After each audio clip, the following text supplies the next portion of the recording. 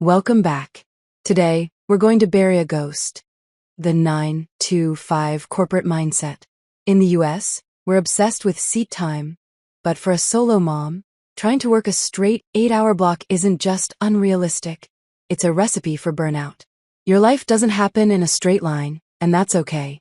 Today, you become the flexible heroine. Instead of a rigid schedule, we're embracing a rhythm. The secret is identifying your golden pockets, those early mornings before the house wakes up or the quiet of nap time. This is for deep work. The heavy lifting, the strategy, the big goals. The magic happens when that block ends. Because you worked with intensity, you can now transition into quality family time with intensity. No phones, no scrolling, just you and your kids.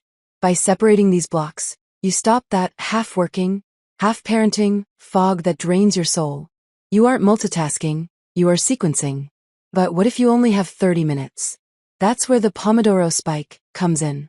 Set a timer for 25 minutes of absolute focus on one task. No laundry, no distractions.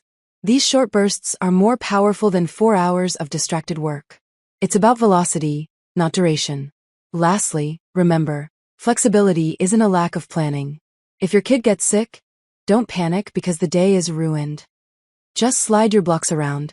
You are the architect of your time. The schedule serves you, not the other way around. Your mission today: stop looking for an 8-hour window.